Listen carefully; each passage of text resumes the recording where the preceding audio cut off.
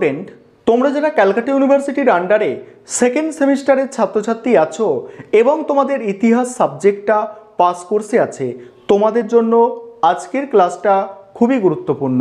আজকের ক্লাসে তোমাদের 100% কমনযোগ্য সাজেশান নিয়ে আলোচনা করব।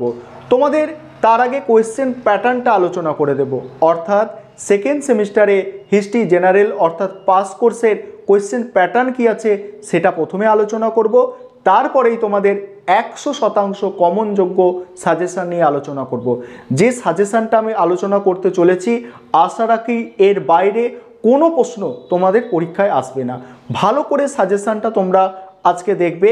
তার আগে তোমরা কোয়েশ্চেন প্যাটার্নটা বুঝে নাও।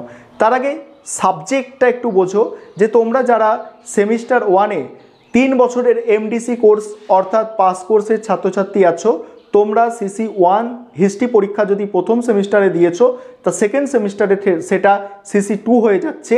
এবং তোমরা যারা অন্য কোনো সাবজেক্টে অনার্স নিয়েছো, মাইনর 1 সাবজেক্ট হিসাবে ইতিহাস দিয়েছো, এটা তোমাদের মাইনর 2 সাবজেক্টের সাজেশান। আশা করি তোমরা বিষয়বস্তুটা বুঝতে পারলে। কোয়েশ্চেন প্যাটার্ন কি আছে? 3 ধরনের প্রশ্ন পরীক্ষায় পড়বে তোমাদের, ফুল মার্কস 75।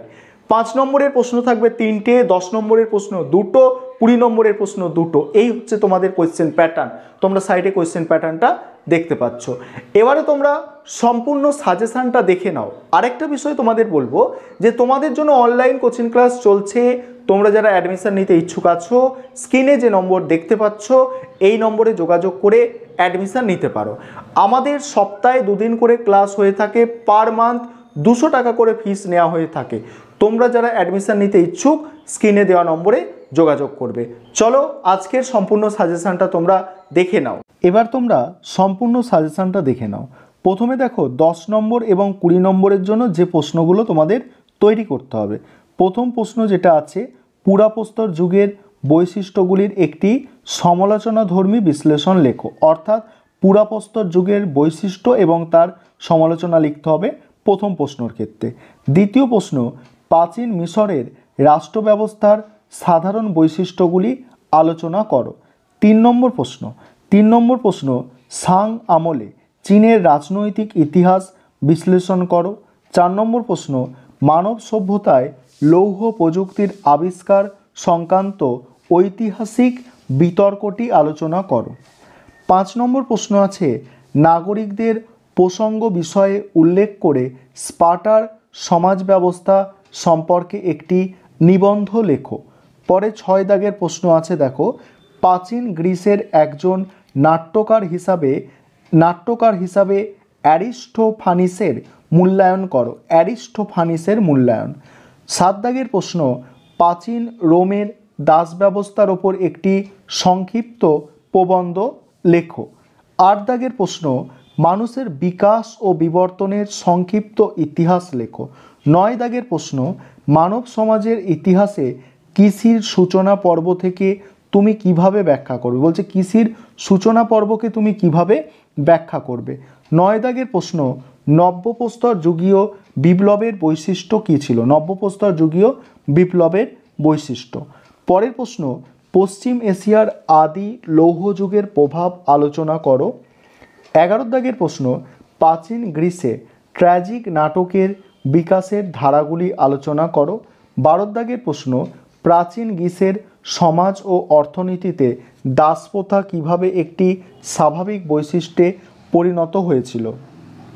13 দাগের প্রশ্ন, প্রাচীন রোমের কৃষি অর্থনীতির বৈশিষ্ট্য আলোচনা করো। পরের প্রশ্ন, স্পার্টার সংবিধানের প্রধান বৈশিষ্ট্য আলোচনা করো। শেষ প্রশ্ন অর্থাৎ বড় প্রশ্ন শেষ 10 নম্বর এবং 20 নম্বরের ক্ষেত্রে, প্রাচীন গ্রিসের পলিসের বৈশিষ্ট্যগুলি আলোচনা করো।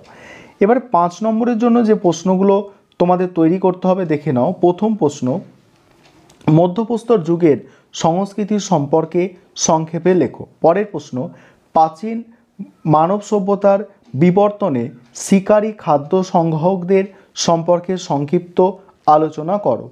পরের প্রশ্ন আছে কি, দেখো, প্রাচীন মিশরের ধর্মভাবনা কেমন ছিল।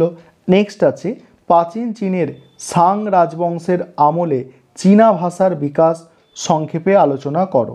তারপরের প্রশ্ন, ঐতিহাসিক হিসাবে হেরোডোটাসের একটি সংক্ষিপ্ত মূল্যায়ন করো। পরের প্রশ্ন আছে সোলনের সংস্কারগুলি বিশ্লেষণ করো। নেক্সট প্রশ্ন আছে সফিস্টদের দার্শনিক ভাবনা প্রসঙ্গে একটি সংক্ষিপ্ত টিকা লেখো।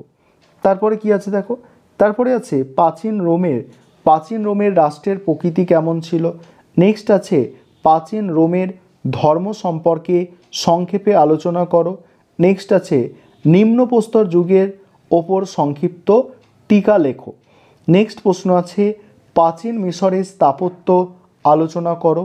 পরের প্রশ্ন আছে প্রাচীন চীনে সাং আমলের রাষ্ট্র ব্যবস্থা আলোচনা করো।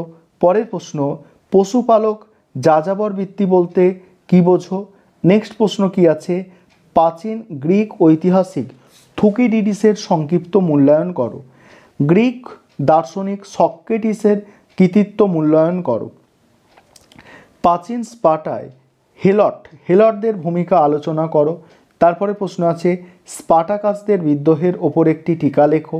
নেক্সট আছে প্রাচীন রোমে ব্যবসা বাণিজ্যের সংক্ষিপ্ত বিবরণ দাও। নেক্সট আছে উচ্চ প্রস্তর যুগ সম্পর্কে সংক্ষিপ্ত আলোচনা করো। নেক্সট আছে প্রাচীন মিশরের অর্থনীতির ওপর একটি সংক্ষিপ্ত টিকা লেখো।